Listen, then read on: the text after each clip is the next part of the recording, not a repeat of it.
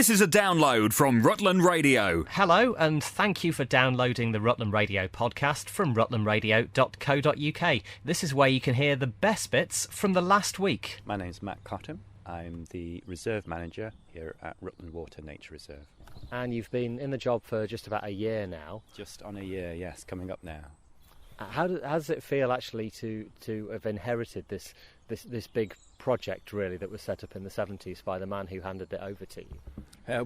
Tim Appleton, as you know probably, in this post for, I think it was 42 years in all. He was here before there's any water in Rutland Water. Planted many of the trees. We're stood here in the woodland at Eggleton Centre now, and a lot of the trees around here were planted by him. He was instrumental in the reintroduction of ospreys on the site. He set up the bird fair. So, yes, some big boots to fill there, definitely. And is it a matter of, continuing the great work that's here? I mean, it's so well established. There's never a time where there's no one around enjoying it, even on the coldest day. Well, first and foremost, we're a nature reserve, and we have some very serious commitments that we have to make as far as this site being a triple SI. It's an SPA, a special protection area, and a Ramsar site. So that's the top of our list of things that we have to do. But also it's a place where a lot of people come from the community. We have visitors. We have a huge volunteer force, 625 volunteers on the reserve. So it has a remit outside of just protecting nature. It's a place where people can come and enjoy nature as well. And I think certainly as far as that part goes, there's always things we can do to grow and evolve and to attract new people down onto the reserve and let them know that there's something to do with wildlife and the natural environment for everybody. And I know you run courses for children to identify bugs up to birds. You have walling courses, coppicing, all sorts of things for people actually just to try down here. Yeah, and there are not. I go on some of the kids' courses myself. They are really good courses. There is something for everyone. And personally, I always struggle with learning stuff out of a book. The way that really I learn most about the natural environment is going out with someone who really knows their onions or their wildlife in this case, and there's something about their enthusiasm. It's not just the information and knowledge that they're sharing, but the way that they share it. And we have a chap who comes out onto the reserve regularly, Ivan Pedley, who's a real expert on lichens. And every time I'm out with Ivan, I always think, why didn't I get into lichens earlier? It's so interesting, but that goes for anyone. And as you say, we have people interested in birds, moths, butterflies. We have a lot of reptile interest on the reserve. It's a fantastic place for dragonflies. There's really something here for everybody. You talked about lichens. I think I saw something before Christmas over at Fine Shade. They had this sort of almost like icing that was on the trees. I presume that must be something that had not been seen before there. Oh, that's definitely a question for Ivan. That's an Ivan one, is it? Yes, no, he might be round there having a look, actually, if he hears this broadcast. And tell us your plans for the reserve. I mean, you talked about protecting the nature of it, the protection that it's got. I mean, people probably don't realise locally just how special this is. This is a really special place. I think what it really does, Rutland Water, a lot of people come here and they think it is a slice of nature, but it's important to remain, this is all man-made. It's an artificial environment. The site is managed by the Wildlife Trust, who I work for, but it's owned by Anglian Water, who own the reservoir. And so this is a partnership project, and it really shows what can be achieved when industry and conservation work together in partnership and get it right. This is all the result of good planning and hard work, a lot of it by volunteers, and it just goes to show what can be done if people set their minds to it. At the moment, the site is, as I said, it's a triple SI, which is a site of special scientific interest. That's a really good site. That's a national designation for the UK, but it's also a Ramsar site. That means it's an internationally important wetland. So that means we're right up there with worldwide importance, and our special interest there is for overwintering waterfowl. So we have a lot. This is the right time for you to visit if you're interested in that, because we have a lot of ducks and geese and swans out on the water. It's a great time to see those sorts of things. People may have seen you on TV last weekend on Country File. I hope not. Talking about the big garden bird watch which the RSPB are leading, and you said how the reserve was actually designed for 20,000 birds, but actually houses very nearly twice that. Well, the designated interest is that the bar that we have to meet to get the thumbs up from English Nature, and they say we're doing a good job, is 20,000. But regularly we have many more birds than that as well. But it's not just the designated interest that's important. As you can hear around us in the woodland at the moment, we have a remit as well to get wildlife out into the, if you like, into the community, and to bring the community into wildlife as well. It's part of our Living Landscapes project. And so around the periphery of the reserve, we try to increase the biodiversity as much as possible, and also to raise people's awareness of that. How can they get involved? What can you do at home? Because not everyone can get out to a reserve all the time.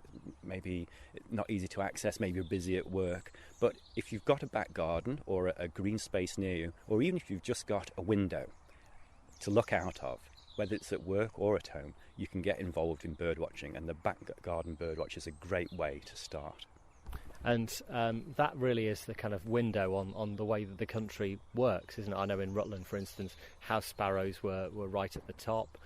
People might hope that they get an osprey in the garden, but that really is not going to happen. I mean, they're going to be here, aren't they, in the summer?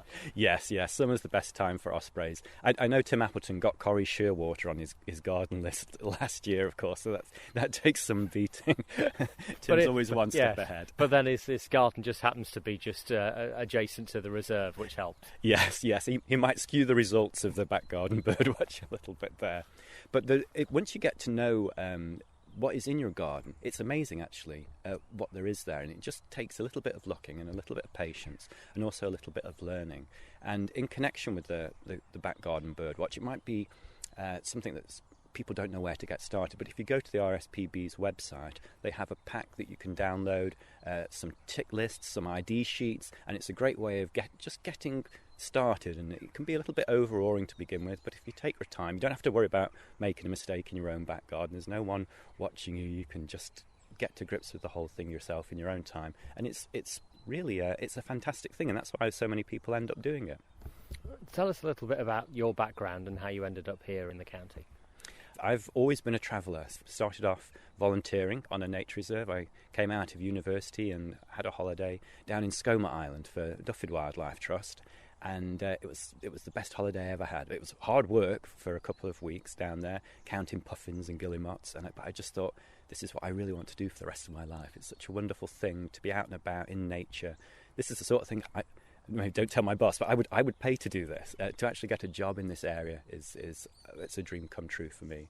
And then since that time, I've travelled all around the world. 10 years in the Caribbean, working in the Cayman Islands. You're always surrounded by people, as I said, they're always enthusiastic and passionate about their jobs. And I think outside of conservation, that can be quite a rare thing. So it's always nice to be working with people who enjoy what they're doing. It makes for a really nice work environment. And as we said before we started it, this is such a hidden part even of Rutland. What would you say to people who maybe thought, at some point I really must get down to that reserve, I must find out what's actually there? It's such a big expanse, it's kind of hard to pinpoint one particular thing for people, but what do people tend to say on their first visit?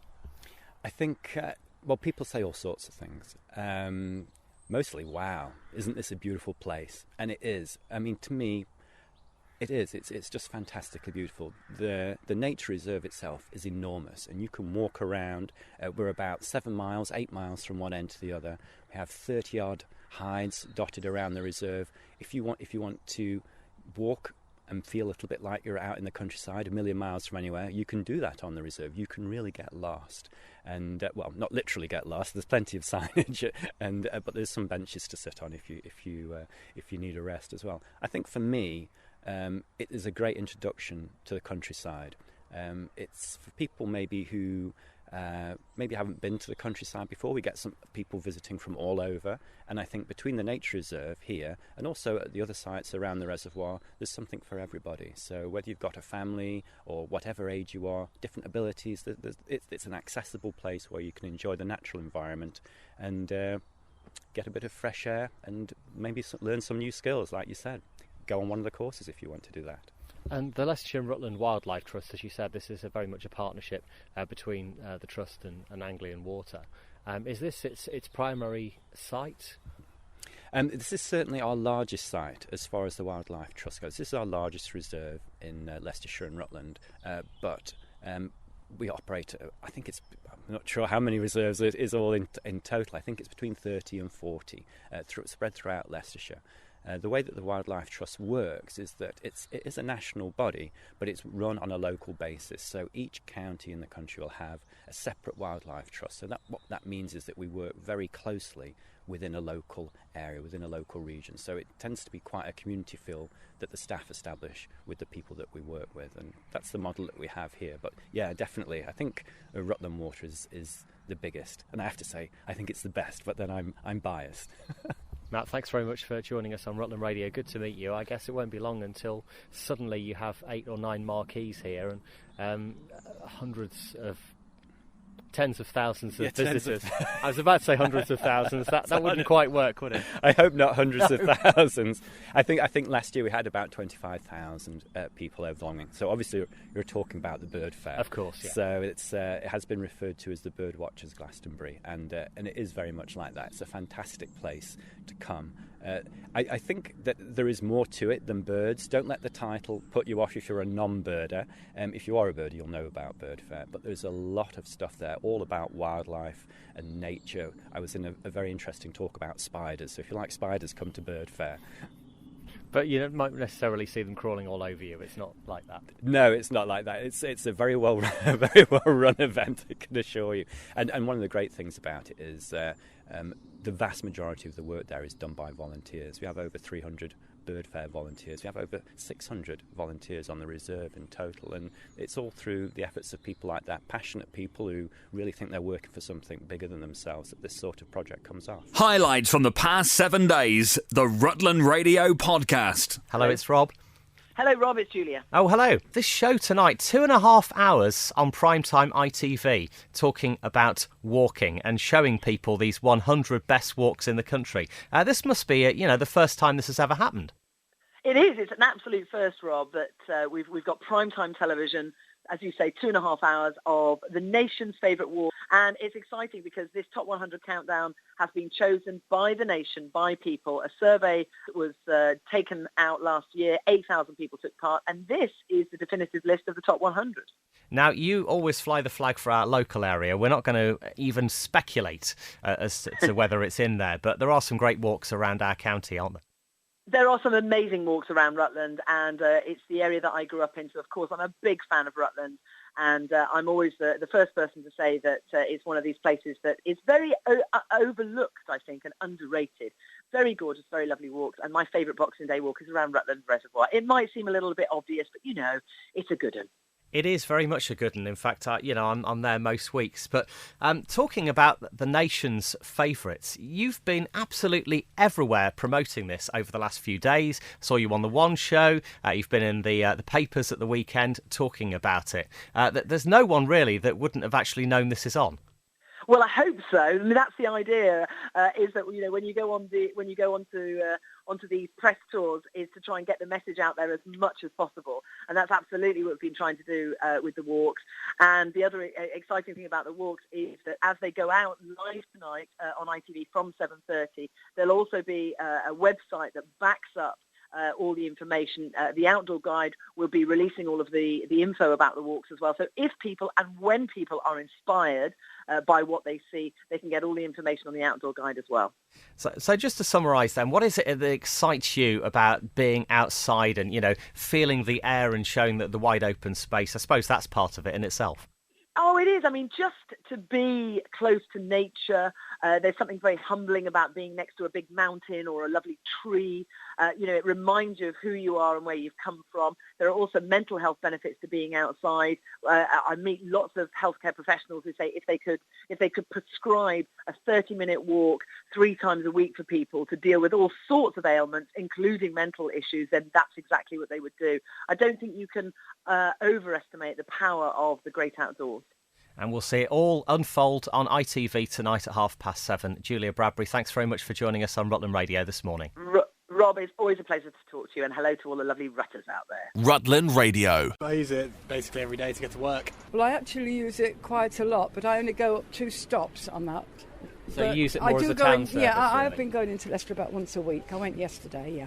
Stephen Rozak, and I'm the Deputy Mayor of Uppingham. The service has been running for many years, and it's used by a wide range of people, from school children up to elderly people using it to get round to the local villages. So it was vital, and it's in fact the only bus you can get from Uppingham into Leicester. It became apparent back in, I think it's 2016, that Centre Bus decided that it wasn't viable for them to operate the service anymore, and they gave notice to Rutland County Council that they were going to cease a service at the end of that year.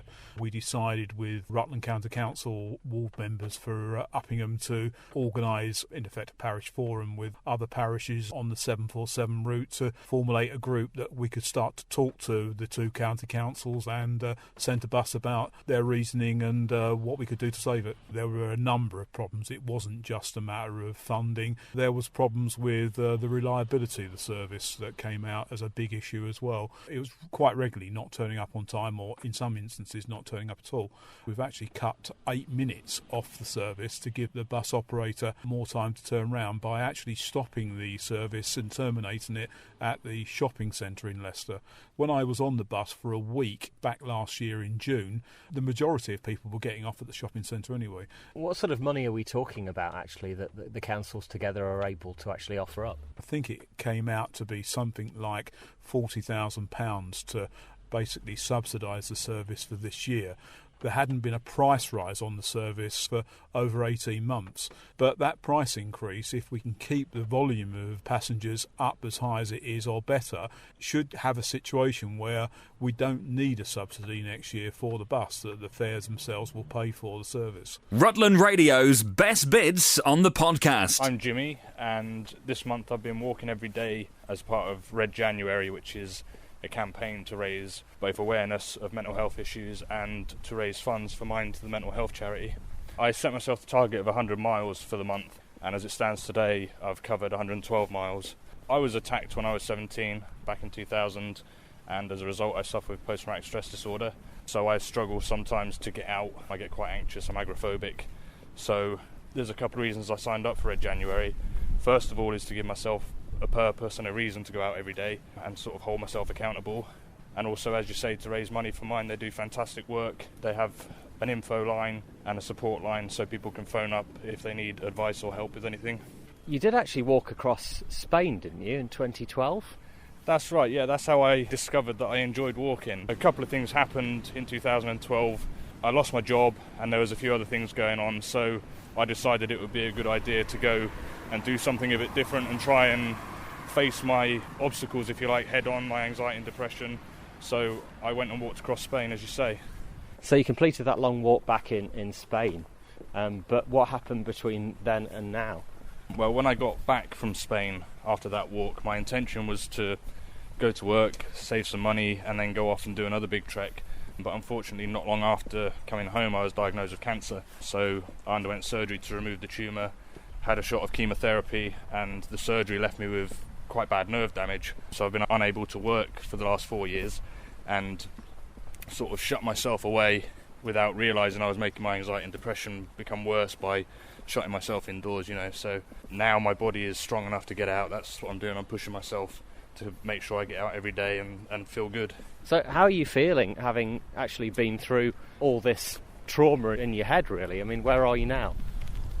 Well, it's an ongoing battle, to be honest. I'm doing quite well at the moment, but it's something that I think is always going to be there to some extent. It's just a case of managing it, and I think walking, for me, is a good way of doing that. In all weathers, as we can tell from this today. Yeah, in all weathers. The weekly Rutland Radio podcast. It's Rutland Radio. I'm Rob Bassani. PC Joe Lloyd is back with us of Oakham and Barleythorpe Beat. You want to talk a bit about parking to start off? Parking, yes, I do. Thank you, Rob. I'd like to discuss a little bit about parking. I know a lot of parking powers have been devolved to Rutland County Council and they have enforcement officers, but the police still do deal with certain elements around parking. The main issue we deal with is obstruction of the highway, and the highway includes the paths, and we consult with you, the public, via different mediums, i.e. social media, consultations and engagement events. And it's come to my attention that quite a few people are bringing up the same thing around parking, which is people driving onto pavements, blocking pavements, so people are having to physically walk onto the road, and if they're with push chairs or in a mobility scooter, for example, it can be quite dangerous. Where does the law stand on this? Because some people may think, oh, actually the road's a bit narrow, I'll move onto the pavement a bit because that will help. Yeah, and the law is there that actually you're not even supposed to drive onto a pavement, but it's an officer's discretion when it's around the actual blocking of the pavement and the obstruction, and then we make a judgment call. I mean, don't get me wrong, I'm not being naive here. I mean, there are more cars on the road than there ever have been, and Oakham is an old town, and I accept that. And even with the new parts of the town and Barleythorpe, people will struggle to park sometimes. I'm not saying that you're going to ticket everyone who parks on the path. That's not my intention at all. Actually, my intention is just to do the ones that are blocking the path. So I'd rather not issue any tickets because it's a non-endorsable fine. It's £40, and I don't want to do that. It's actually the last thing I want to do.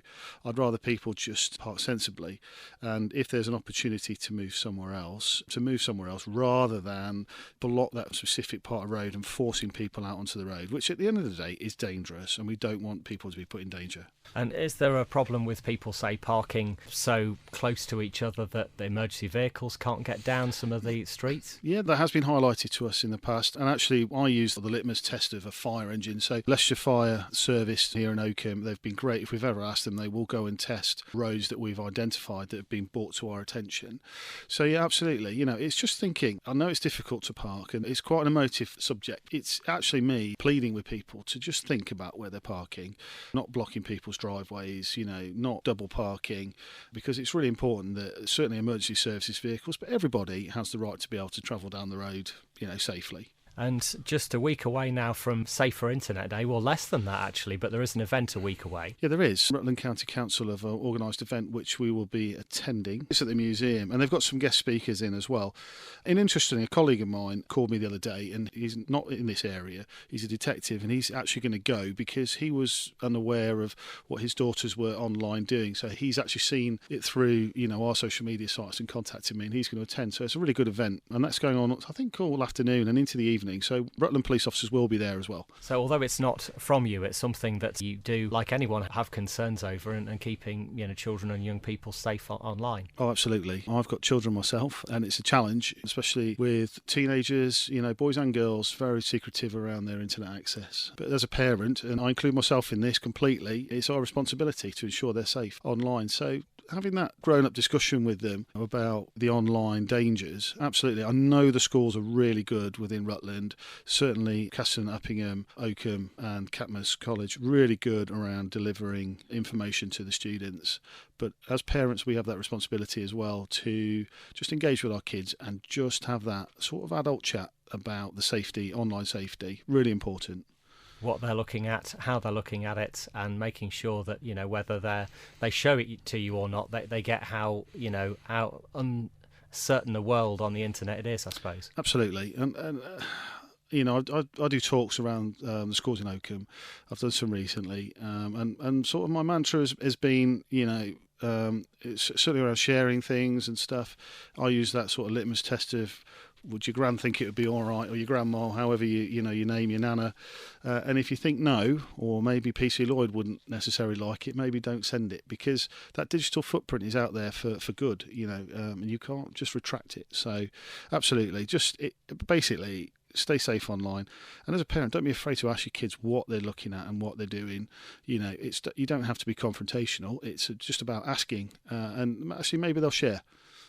PC Joe Lloyd of Rutland Police, thanks again for joining us on Rutland Radio. You're welcome, anytime. Rutland Radio. I am at Rutland Water Sailing Club in Edith Weston. I found some shelter, and also David Wilkins. How are you doing?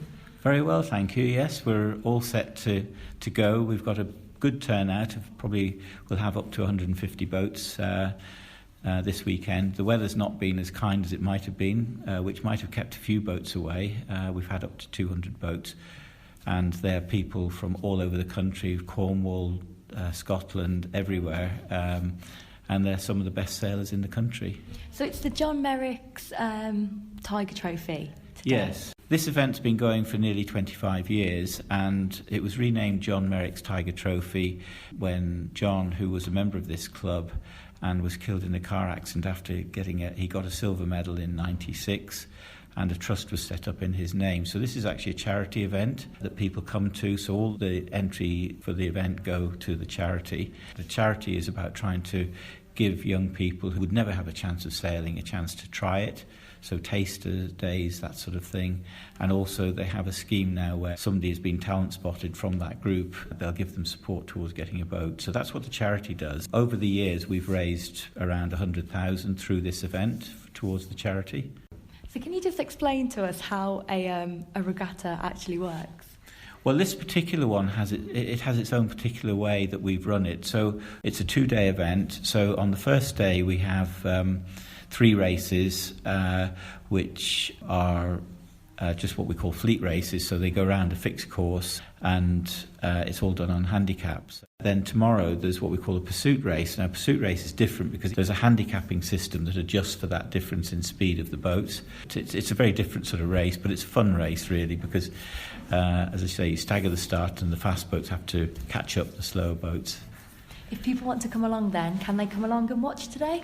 Yes, we'll be sailing in the area around where the dam is and in sort of Whitwell, Sykes Lane and also Normanton. So that's the best place to go to watch, and they'll see quite a lot of what's going on.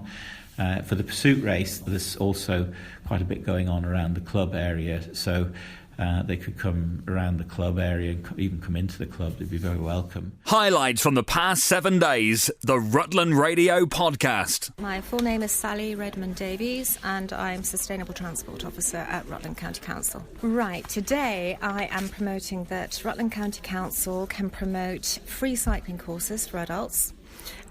We can offer up to 4 hours of free cycle training to encourage individuals to regain their confidence just with basic bike handling skills, but also for cycling on today's roads. So that's one thing that not many people know about. So it's getting it out there, saying if you have a bicycle and you've not been on it for a little while and you feel a little bit wobbly, please contact us because we can spend 4 hours. It doesn't have to be 4 hours in a block. It can be done here, there, so an hour here, an hour there to fit in with people's timetables, so please let us know. You can contact Transport Strategy on 01572 758 248 or email travel4, that's number 4, Rutland @rutland.gov.uk. And I'm also here promoting the Rutland County Council's My Bike project. It's a reconditioned bike project. We are able to offer, through partnership with HMP Stocken, Rutland or Leicestershire and Rutland Fire Service and Leicestershire Police, free reconditioned bikes to members of Rutland's community who would otherwise find it difficult to access a bicycle. So that can be through lots of different circumstances. The bicycles are collected from the civic community sites at Cottesmore and North Luffenham. They are collected by prison and they are taken up to the prison and they are reconditioned by the inmates who are all working towards their sitting guilds in cycle maintenance. We are very fortunate to receive these bicycles back. And since the launch of this project in June last year, over 65 bicycles have gone out to members of Rutland's community. And that is so awesome because it's helped people access facilities, education, training. It's given families an activity that they can all do together. Referrals come through agencies, the social service agencies that we have within the council, through community safety, but please, and through schools, colleges, training centres. So if you know of anybody who could really do with a bicycle and may have difficulties in achieving that, please let us know. Rutland Radio. This event's been going for nearly 25 years and it was renamed John Merrick's Tiger Trophy when John, who was a member of this club and was killed in a car accident after he got a silver medal in 96, and a trust was set up in his name. So this is actually a charity event that people come to, so all the entry for the event go to the charity. The charity is about trying to give young people who would never have a chance of sailing a chance to try it. So taster days, that sort of thing. And also they have a scheme now where somebody has been talent spotted from that group. They'll give them support towards getting a boat. So that's what the charity does. Over the years, we've raised around 100,000 through this event towards the charity. It's a 2-day event. So on the first day, we have 3 races, which are just what we call fleet races. So they go around a fixed course, and it's all done on handicaps. Then tomorrow there's what we call a pursuit race. Now, a pursuit race is different because there's a handicapping system that adjusts for that difference in speed of the boats. It's a very different sort of race, but it's a fun race really, because you stagger the start and the fast boats have to catch up the slower boats. If people want to come along then, can they come along and watch today? Yes, we'll be sailing in the area around where the dam is and in sort of Whitwell, Sykes Lane and also Normanton. So that's the best place to go to watch, and they'll see quite a lot of what's going on. For the pursuit race, there's also quite a bit going on around the club area, so they could come around the club area and even come into the club. They'd be very welcome. Rutland Radio's Best Bits on the podcast. I am Ella. I'm from Catmas College and I am in Year 7. And you're wearing your winning design for the Rutland Poppy project. What were you thinking about when you put that together? What did you want to achieve? It was just supposed to be simple, just something that represents Rutland. It's basically the Rutland horseshoe, as in like the upside down horseshoe, but it's made out of poppies. And inside is 2018 Rutland Poppy project. My name is Lizzie Newell and I'm sort of doing the marketing and communications for the Rutland Poppy project. Hi, I'm Vicky Goddard and I'm basically looking after the manufacturing, if you like, of firing and getting all the clay ready, and so the practical side of the project. How did this actually come about? I really wanted to have a big display in the grounds of Oakham Castle, so we were able to have a really significant commemorative feature for Rutland. And I approached Stuart Williams at Catmas College, who's my boss, and he was very, very supportive of the idea and agreed to let us run the campaign from here. 10,000 poppies. I mean, that's quite an undertaking over several months, isn't it? Yeah, it's going to be a big project. We're aiming to try and do 1,000 a month to keep on track. So fingers crossed we can do it. I think we can. We've got so much community support behind us. Lots of groups want to get involved. So what kind of people are getting involved with it? We want all the communities, really. So we've got school groups, scouts, Girl Guides, WI groups, church groups. Anyone that wants to get involved, we would really like them to contact us and we'll come out and show them how to make some poppies. And we've made a poppy today. It's going to be glazed and fired and be part of this. So that took, 10 minutes or so? Yeah, I'd say between about 10 and 20 minutes, depending on how confident you are. But we've made it as simple as possible so that people of all abilities can take part. There shouldn't be anything to stop you having a good try at it. So if people would like to get in touch, I know you've had lots of interest already. How do they do that? So they can either get in touch with us via email, which is rutlandpoppyproject2018@gmail.com, or on our Facebook page, which is Rutland Poppy Project, or we're on Instagram as well now. Do they need to come into the college to actually do it? No, we're sending all the materials and clay and things out to various groups. So, yeah, if you've got an area or a room that we can use, that's fantastic. We're looking for lots of venues to host Poppy Project workshops. So it's 4 weeks over Remembrance that people will be able to see this in the grounds of Oakham Castle once it's complete. Yeah, that's right. We're going to have it sort of starting 2 weeks before and then 2 weeks afterwards, so they can come into the castle, see the display, get involved with it, really. And we're hoping to do a commemorative brochure to go alongside it, which will have stories about people from Rutland who fought in the war, stories about people who've been involved making the poppies, and how it's all come together, and sort of sponsorship and stuff as well. Well, that's it for this week's Rutland Radio podcast. If you have any comments, you can email us via the website, rutlandradio.co.uk, and we'll have a new version on our website from Monday. This is a download from Rutland Radio. For more information, go to rutlandradio.co.uk. This is a download from Rutland Radio. Hello, and thank you for downloading the Rutland Radio podcast from rutlandradio.co.uk. This is where you can hear the best bits from the last week. So, Darren, how was it? You completed the, 3 days on the ice, 100 miles? Yeah, it's thereabouts, and 3 days, 3 long, cold days, and we covered the distance, scoped it out, and kind of now know what lies ahead for future events when they try to copy what we've done. It's quite intense, to say the least. So what were the biggest challenges? I mean, seeing some of the video footage, it looked literally as though the hair on your face was frozen, basically, that would snap off. Yeah, it's quite surreal and still hard to describe how cold it was. I've tried to describe to my daughter, it's kind of the opposite of if you open the oven to get your dinner out too much and that heat hits you and you think you lost your eyebrows, that extreme change of temperature, but the cold. And yeah, it just knocks you for six to start with. And when we first got out into it, it actually made me choke, because it's hard to breathe in that level of cold, but your body kind of adapts. And yeah, once you keep covered, wear the right gear, you kind of adapt quite quickly, but it's still lethally cold, literally. Well, breathing would be the thing I'd be thinking as well. And how many people were actually running it then? We had, in our group, there were 8 of us, different levels, different speeds. A couple of guys were trying different means. One was on ice skates with like ski poles going along. Another guy had a bike that he took along with big fat 4-inch wheels and spikes in.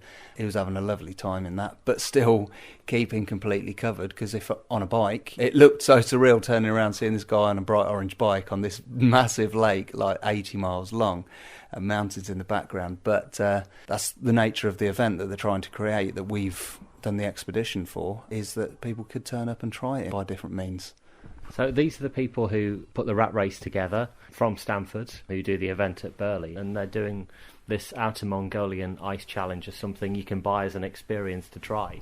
Yeah, this is the first of a series of bucket list events that they're putting together. So we've been the recce crew going out to learn from it and see how it can be done. So we've learnt a few lessons whilst we were out there. So as of March 2019, there'll be 100 spaces, hence it being called the Mongol 100. So to get 100 places to try and go out and take it on themselves after we've learnt and refined the challenge. Yeah.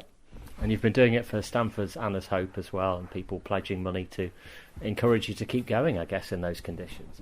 Yeah, I've been doing a few bits for Anna's Hope for a few years now, and like to do one kind of fairly big event each year that will raise a few grand for them, and more importantly raise a lot more awareness for them. That's has that great ripple effect that has a knock-on of sort of other people start raising for them. And I thought this counted as a bigger challenge than normal. And how does it compare to running through the Sahara, doing, a marathon a day, which you did over a week? It's hard to compare because there's such extremes. Obviously, quite literally, I've run now in 100 degrees in each direction. So the Sahara, we peaked at 53 degrees plus, and here I think it dropped to about minus 50 degrees at night. It was minus 47 when we were starting first thing in the morning.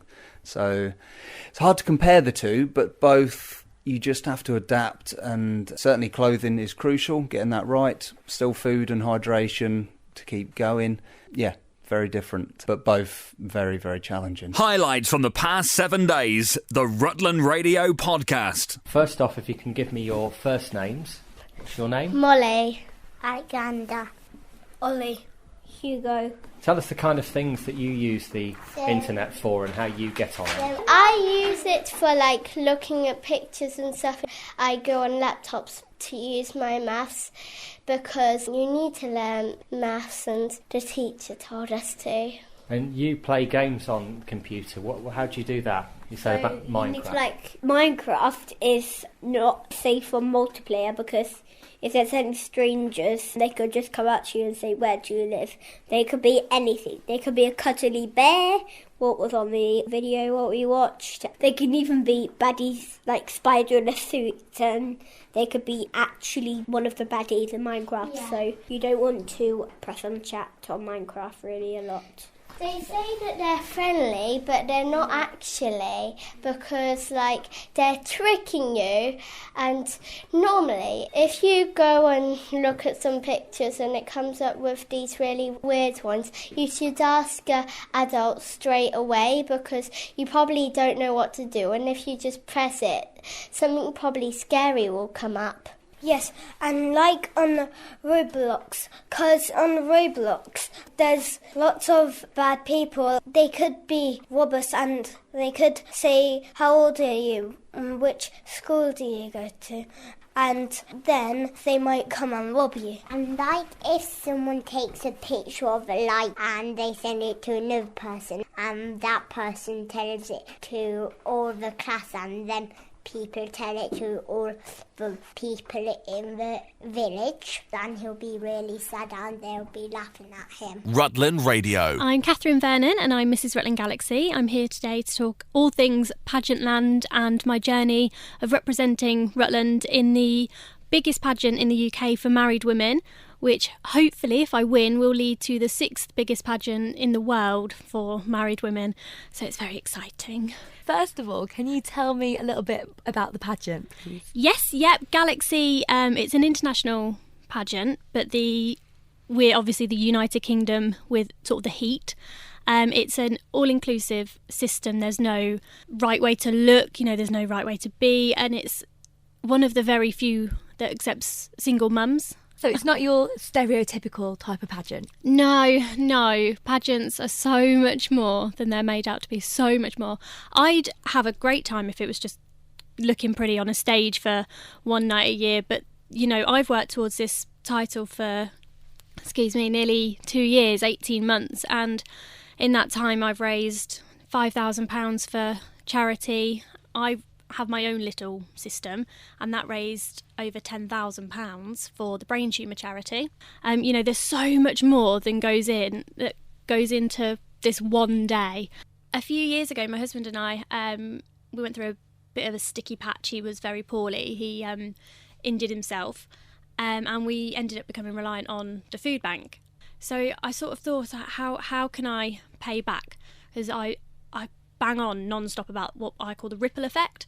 So your small action will then make a ripple. It's a bit like Pocahontas, and the ripples grow into a wave eventually. And so I set myself the challenge of having 10,000 items donated to food banks up and down the country. In August, I set this challenge for it to be done by March. I think I lost the plot slightly, but we've absolutely smashed it. Absolutely smashed that target. We're at 11,680, I believe it is, with still a month to go really until my deadline. So I'm hoping now that we reach around 13,000. When it takes place, and if you do hopefully bring the crown back for Rutland, then what happens then? What do you sort of win, I suppose, as the title? So I would be Mrs. United Kingdom Galaxy. After lots of ugly crying, I'm sure would happen on the night, I would then come home to Rutland for, there would be, where are we, March, April, May, June, July, there'd be sort of 4.5 months, and then I would be off to America, to Orlando, Florida, of all places, so that's really exciting, to represent the United Kingdom in the International Galaxy Pageant, more fundraising for that chosen charity, and then I'd hopefully bring home the international crown and have a world crown in our fabulous little counties. Are there any other local charities that you help with your work, or is it national ones? I do national sort of charities. I have helped Headway Leicestershire before. My father-in-law, he's looked after by Headway Leicestershire, so I fundraised for both Headway UK and Headway Leicestershire. Any sort of local event, I'm more than happy to pop along. I had a great time at Rutland Day back in April. That was so much fun. And I can't remember what cider it was I had, though. It was so tasty. It was a local cider. It was so tasty. It was brilliant. But yeah, any sort of local event. I'm really proud of our county. Not many people know where we are. And so it's been sort of a bit of a mission for me to be like, hey, just because we're small, we are small and mighty. Rutland Radio's best bits on the podcast. The race is perfect timing for anybody who's doing the London Marathon or indeed any spring marathon. It does attract people from across the UK for that very reason. We do have some local celebrities, so to speak, the likes of Aaron Scott, Phil Martin and the club's very own Jim Morris, who hopefully all will be taking part in the event. They will all be doing at least one marathon in the spring, and they are all sub-3 hour runners, if not sub-2:30, to be honest with you. But I would say 60-70% of the runners are actually taking part for the fun, if you can call it fun, of the event itself. What time does it get underway on the Sunday? 11 o'clock. And what time do you expect the first runners back from this? The record is 1:36. That record is from Aaron Scott. He has just been selected for the elite squad for the London Marathon. So he does his marathons in around 2:15, half marathons in literally just over a few minutes past Mo Farah. It starts at Stamford Welland Academy, which is formerly Queen Eleanor School. It then goes through the estate, around the school, Churchill Road, Charles Road, Cambridge Road, and then down the bank from the local chip shop, turning right into Little Casterton Road, heading down the bank. This is probably one of the longest banks you'll go down, reaching Tilthorpe, turning left into Salters Lane through the village of Tilthorpe itself, and then right at Ryle Road, heading down to Ryle. You will then turn left and you will go up a long hill. Yeah. And then you're out into the remote areas of Lincolnshire. Past Ryle Grange and out towards Hornby and that's Exactly, yes. Into Cabby, back round to Pickworth, Great Casterton, and then back down Ryle Road to Tilthorpe, before basically retracing your steps back to Stamford Welland. Rutland Radio. Thank you, Rob. It's Jurassic Day at Stamford Library today, and I heard that there's a Rutland dinosaur, so I was intrigued. So I've come to speak to Ivor Crowson. So can you tell me a bit about this Rutland dinosaur, please? It was found about 50 years ago in a clay pit on the outskirts of Stamford. It's quite unique because it's one of the most complete dinosaur skeletons that's been found in the country, and it was a Cetiosaurus. Wow. And it's a plant-eating dinosaur. So what would have that looked like? Well, it was quite a long tail, longish neck, not as long as some of them. And where's the dinosaur on display if we want to go see it? It's in the Leicester Museum in Newark, Leicester. The weekly Rutland Radio podcast. So, as we've been mentioning on Rutland Radio, the big cricket competition for the county, the Rutland T20, plays throughout June and July. Nick Beggy is with us this morning to make the draw. Now, Nick, you're doing it slightly differently this year. Yes, this year we've got 8 teams involved. We're moving away from what we've done previously, where it is a straight knockout competition. We're going to have 2 groups of 4 teams. They will play each other. We will then have a semi-final of the top 2 of each group playing each other. They will play on the same day at Uppingham Cricket Club, who have got the 2 pitches. And then the final will be played at the end of July in Oakham. This year the competition will run through the whole of June and July as opposed to over 3 weeks, which it has done previously. So we've got more teams involved over a wider area and hopefully more enjoyment. OK, well, there's 8 teams in total. I know you've got them all face down in front of you, so let's get on with it. Indeed, I will draw Group 1 first. The first to come out of Group 1 is Market Overton. The second in that group will be the newcomers to the competition, Uffington. Very close to the heart of Mr. Cornish, I believe. Yes, indeed. This is why he was so excited about the Rutland T20 draw, I know. Team 3 in Group 1 will be my home club, Oakham. And the final place in Group 1 will go to Burley Park. So we now move on to Group 2. The first one out of Group 2 are Uppingham Cricket Club. Second into Group 2 will be last year's winners, I believe. And I've got to get this right, Ketton Sports Cricket Club. Third out in Group 2 will be the other finalists from last year, which were Empingham. The Exton Road Army. The Exton Road Army, absolutely. My son has been known to turn out for them on many Saturdays. And final team in Group 2 to end this year's draw will be Easton on the Hill. And that concludes the draw.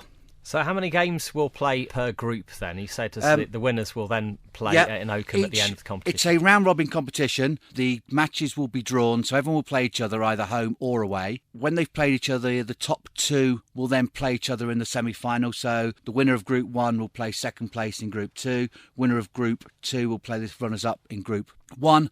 As I said, they will be both played on the same night at Uppingham Cricket Club at the same time, and then the winners of those will go on to the final at Oakham. So it's a new format. We're all very excited to see how this goes. We've got some new teams involved, so hopefully this will be the next generation of Rutland T20. It's the Rutland T20 draw, the fixtures in June and July. And Nick Beggy, thanks for joining us this morning. Pleasure, Rob. Well, that's it for this week's Rutland Radio podcast. If you have any comments, you can email us via the website, rutlandradio.co.uk, and we'll have a new version on our website from Monday. This is a download from Rutland Radio. For more information, go to rutlandradio.co.uk.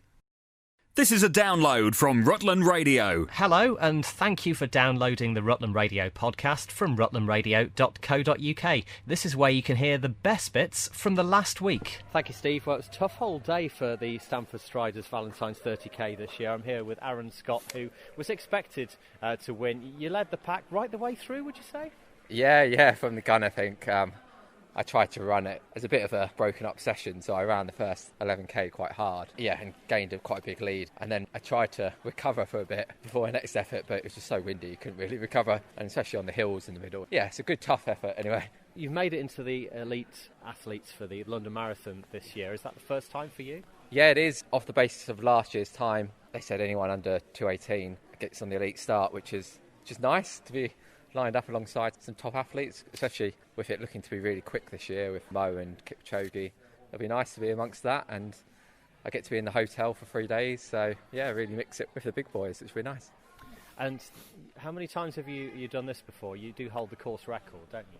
Yeah, well, I've ran the course record twice to the exact seconds. This must be my 5th win, I'd say. I've probably ran it 5-6 times. So yeah, I try to do it every year, living around the corner. It's nice and convenient, and I know how tough the hills are going to be and the wind. Incredible performance, it really is, just to see you in the lead and there's no one touching you. I mean, do you get used to that? Yeah, well, I do a lot of my training runs out to Spalding on my own, so I'm used to really putting a lot of effort in on my own. It's different come race day, obviously, at London. I'm hopefully going to be with a pack of people, so hopefully the plan is come race day it will feel a lot easier, not having to battle the elements on your own. So it doesn't get any easier being on your own, but yeah, I'm certainly used to it by now. And do you think this is very much a mind-over-matter experience to be running that hard? Yeah, definitely. It's funny how in the middle of this race, especially when you hit the big hills, you can feel really bad. I mean, even when I'm trying not to put any effort in, it's still really hard. So, yeah, you just got to try and switch off and try and just focus on feeling relaxed, and you'll get through it. Marathons and 30k are funny old races that you can have some bad patches, but, yeah, you can still pull through. And on such a windy day, 1 hour 40 and a few seconds, that's amazing. Yeah, it's pleasing. I mean, I looked at the conditions yesterday and I still like to think that I could have gone quicker, and I even thought about maybe trying to hit the record. I think it was only about a minute slower than last year, and it's a lot tougher this year. Yeah, I just need to recover now because I'm going over to Ireland on Thursday for a 5k, so I need to recover the legs and get ready for 3 miles instead of 18. Aaron Scott, thanks for joining us on Rutland Radio, and well done for being the winner today. Cheers, thank you. Highlights from the past 7 days, the Rutland Radio podcast. Carol Fee and Gary Fee. And at 80 Valentine's couples this year, you obviously come back pretty early, so did you run together as well? No, but he just finished just behind me. So I was only a minute behind her, which was incredible compared to last year. So 11 minutes quicker this year. So it was a great race, really enjoyed it. My 5th time doing it, and he's 2nd. So, did you start running before your husband did? Well, you started first, and then I got into it, and I got more competitive. And I'll leave her to it, she's faster than me. Not much now. But today, obviously pretty evenly paced, so did you go out training together, or? On the weekend for long runs we do. Yeah, a few runs during the week together. He runs to work and back. It's all paid off, I think, hasn't it? Yeah. And obviously this is the Valentine's 30k, more the fact that it's this time of year. But is there actually anything romantic about running together, would you say? Yeah. It's a test of the relationship, I think, if you can get through these kind of distances and train together. Yeah, definitely. I mean, we're lucky. We did Paris Marathon last year, we're doing Rome this year. So we do a lot together. So we used to do a lot of long distance walk challenge events as well. Which helped as well, and we did that for years. And so running is fairly new to us, and it's very good though, isn't it? Yeah. Builds our relationship. Yeah, I think it is. Brilliant, well done for your performance today. Thanks for coming to Stamford. Thank you. Thank you. It's lovely area, we really enjoy it. It's a lovely course. Nice to get through the villages. Rutland Radio. Thank you, Steve. I'm here with the first Stamford Strider back, Jim Morris. Now, Jim, how many years have you been running now?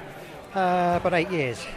You came to it later in life, I understand, just really through fundraising. Basically, yeah. It started off, I lost one of my brothers, and we're a big family, so we ran a half marathon to raise some money for him.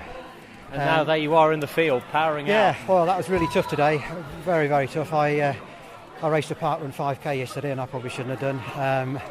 I ran a half marathon in Spain last Sunday, so yeah, conditions are tough today, but it's the same for everybody. So, glad to get back home. And tell us about the Striders as a club. I mean, it's such a big part of Stamford. You see this, sea of yellow going through town so often. You do. I mean, it's, I think, 200 strong now. I mean, when I joined 8 years ago, I used to turn up on a Tuesday and there were probably 25 to 30 people there for the Tuesday runs. You go now, there's probably the best part of 80. So the club has really progressed well, yes. Well done for your time today, and well done for getting round in such gusty winds. Yeah, no problem, thank you. Rutland Radio. Thank you very much, Steve. You can see that the wind is still so strong here. I'm here with Rachel Wood, who's the first woman back today. Well done on that. Is this your first time running the Valentine's 30k? Yes, it's my first time. First time doing an 18.5 miler. I've done a few 20 milers in prep for the London Marathon, but thank you. This is my first 18, 30k. And you've come all the way from Lancashire to do it today. I know, I actually live in London, but I always wear my Blackburn vest, that's where I'm from. Yeah. Well done on it today. I mean, how did you find the course here? It's not the flattest, is it? It's a tough one. No, it's great though, really, really good. I quite like the ups and downs, yeah, it's nice. And just being on firm surface, but it was a bit of a shock going around on the grass at the end, but, it's only a little short distance, so it's fine, yeah. Well done. Thanks for joining us on Rutland Radio. Thank you. Rutland Radio's best bits on the podcast. It's Rutland Radio. I'm Rob Pisani. Have you heard about the Roger Beggy Memorial Trust? I'm here with Nick Beggy, Roger's son. Roger passed away 2 years ago, and one of his legacies was to form this trust, or at least that's what his family decided to do, to help those in sports, in the arts and academia achieve their potential if money was actually stopping them from doing that. Nick, you've helped 3 people so far. We have, yes. In the first year, we've raised over £10,000 from the kind people of Rutland. We're helping 3 people, a young man called Ben Higgins, who is a national 400-metre and 400-metre hurdle runner, Tamsin Hodgkinson, who is a very talented Irish dancer who we're helping to try and get to the World Championships, and a young lady called Louise Kelly, who is a very talented netball player. They're all physical activity based, but that's not what we're all about. We're also looking for people who need finance to help in academia or the arts. And as you say, £10,000 you've raised. You want to give that all away to people in this county that need it. 100%. It's all about giving to the young of Rutland. That's the main prerequisite. We have very little running expenses, so that money is available for young people. You can get application forms from our website, which is the Roger Beggy Memorial Trust.co.uk. Log on, and if you think you can apply, drop us a line. It's that simple, and I guess, the grants vary depending on what people's needs are as well. Absolutely. The form is quite self-explanatory. It lays out what we will fund, and you just lay out exactly what it is you require in some level of detail. And we've got a small board of trustees, and we will discuss this on a monthly or every other month, and then we'll give you a decision. But we are honestly out there to help. People do forget quite often. You see talented people in whatever field it is, young people, and it's costly for them to go and attend events or competitions or equipment that they need, and that's the sort of stuff you're about, I guess. Absolutely. That's the one thing that we found. Particularly when you get to a certain level in whatever field that will be, it involves travel, higher level of equipment, a lot of time, and in some cases, such as Ben, we've had to help with physiotherapy and massage. Louise, we've helped with equipment and travel, and Tamsin with some additional coaching and courses, just to give that extra 1%, which sometimes makes all the difference. Must make you very proud to be part of something like this. I mean, not only from the legacy of your family, but also actually the people that you're helping and will help. It's a fantastic legacy. This is more than we could have dreamed for when we set out. We didn't really know what we would or could achieve, but to see some of the talent in our small county is absolutely amazing. But we know there is much, much more out there. So please come forward and we'll see if we can help. Nick Beggy, thanks for joining us on Rutland Radio. So either your website or your social media and you'll find all the links. We're on Twitter, we're on Facebook, we have a website, so just come and look us out. Rutland Radio. Thank you, Rob. So I'm on Stamford High Street, we're giving away roses, and I've met this lovely lady who's dressed in red, like a red rose. What's your name? Diane. Diane, and you're from Barnock, aren't you? Yes. So Valentine's Day, do you love it? Do you hate it? No, I don't particularly like it, no. We don't do anything at all, really. Is that because you can spread the love every day of the year? You're absolutely right. Thank you very much, Joseph. We're halfway along Uppingham High Street East, and we've stopped a couple of ladies. Your sisters? Yes, we are, yes. Yeah, what are your names? My name's Jennifer. And I'm Julie. Well, happy Valentine's Day. Has it been kind to you? Not yet, no, but I've been out since first thing this morning, so there might be something at home when I get there. I've been married 36 years now, and this is the first year we decided not to give each other a card. It's all got a bit commercialised now, I'm afraid. But, I suppose it's about every day, isn't it, together? Yeah, and I've been married 41 years. Yes. And we've decided this year not to give each other a card because it's just getting so expensive. But you're right, it's the little things. Mm-hmm. It's having a cup of tea brought to you in bed in the morning and somebody to put the bins out. Hint to the partners listening at the moment, yes. That's right. Well, happy Valentine's Day. Thank you very much. And enjoy the rose from us in Greensleeve. Thank you, Joseph. Rob Bassani and I are in Oakham. We're along Jail Street, spreading the love, giving out roses today. And I bumped into this lovely couple. Can I ask your names, please? I'm Tom. I'm Shuli. Shuli. Yeah. Lovely name. Thank you. And what are you guys doing for Valentine's Day today? We're just going to go for lunch. Yeah, a nice romantic dinner and lunch. And, maybe put on a nice romantic movie tonight. Yeah, see what happens. So you're both fans of Valentine's Day. Not everyone likes it, but... Oh, we are. Yeah, it's a day to show love, yeah.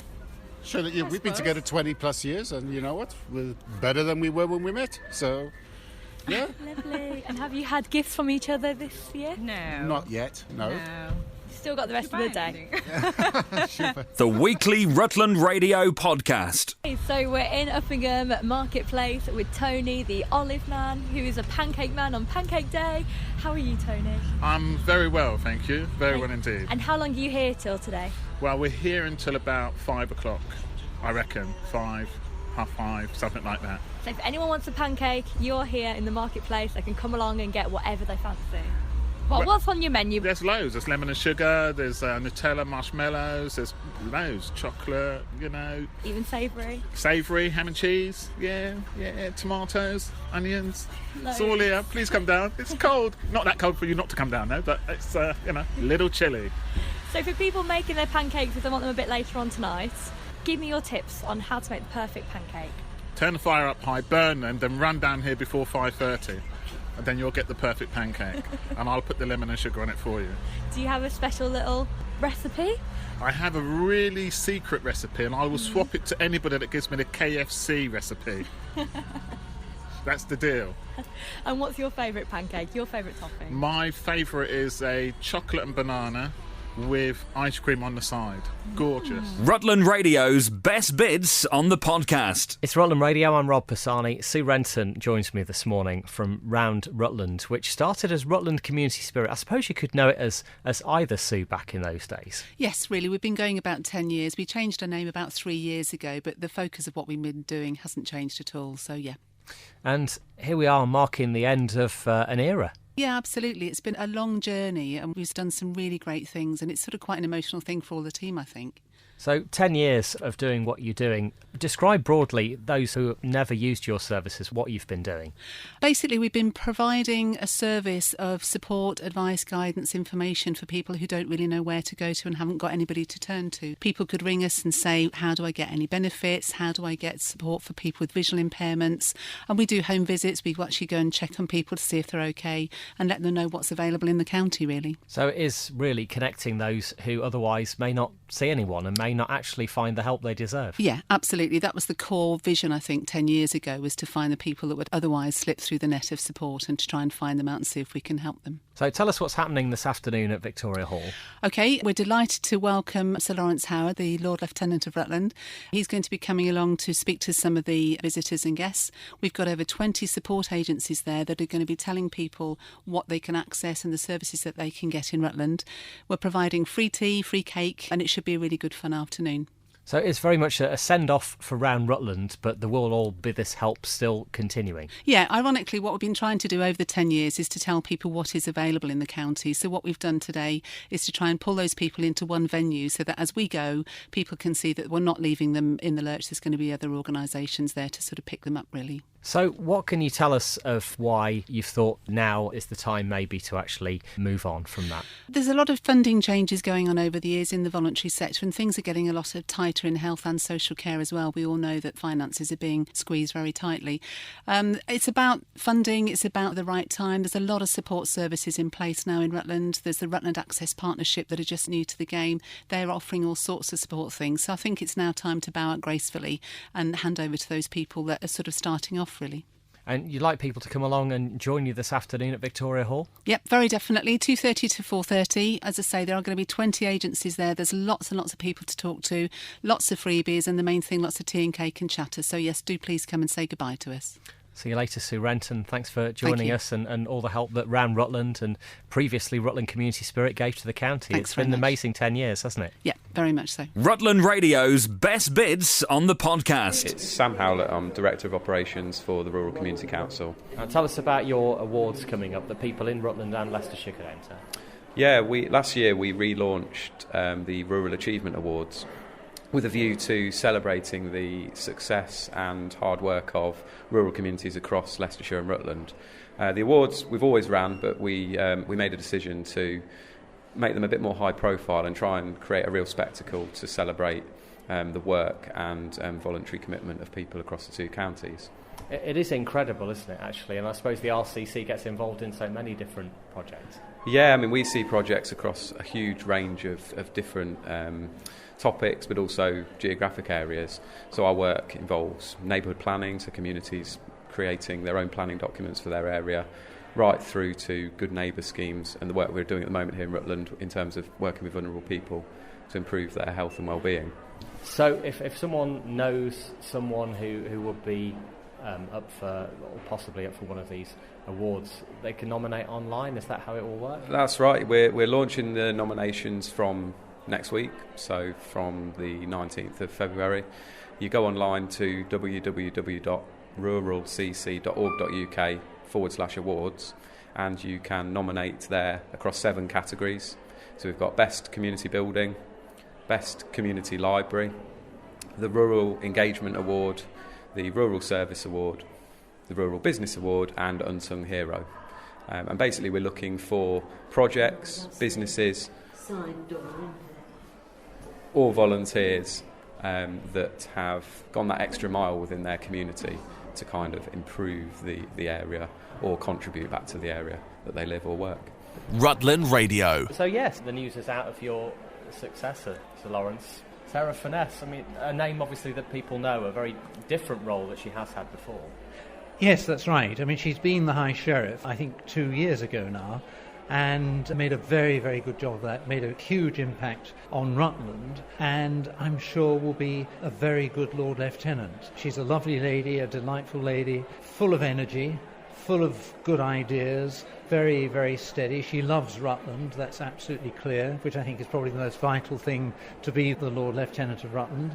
And she has the support of her family. She's a country girl, and I think she will be a very, very good Lord Lieutenant. Could you sum up in just a very short sentence how your time has been, and what will be the thing that you would take from it? Because it's been a long, successful tenure for you. I think there is one word that sums it up, and that is the joy of Rutland. We live in a beautiful county, not just the countryside, but also the people. And today, you and I have been at a gathering of volunteers in Oakham, and there are hundreds of us here. We're all enjoying ourselves. We're having a cup of tea and some cake, and we're listening and finding out about what other people do. And it's that really makes Rutland work. And that's what I shall take away with me after my nearly 15 years as Lord Lieutenant. The weekly Rutland Radio podcast. I'm Helen Maitland and I'm the chair of the Manton Good Neighbour Scheme. Tell us how the Good Neighbour schemes work, because there must be 10 or so in different villages around Rutland. Yeah, I don't know exactly how many there are over Rutland, but there's quite a few. Basically, there's a phone which goes around the village. We take it in turns. It's a weekly rota. And if there's anyone in need who needs assistance with transport or companionship, all sorts of things, they can phone the number and we'll get back to them. And then we've got a team of volunteers and we'll match one up with the job requested and send the volunteer to help the individual. It's not an emergency number. It's mostly transport it's been used for. I guess so, with Rutland being such a rural county with very limited bus services in the villages particularly. Today you were honoured for your work with Round Rutland over the 10 years and Rutland Community Spirit. Tell us where that that award came from. It seems quite unexpected for you.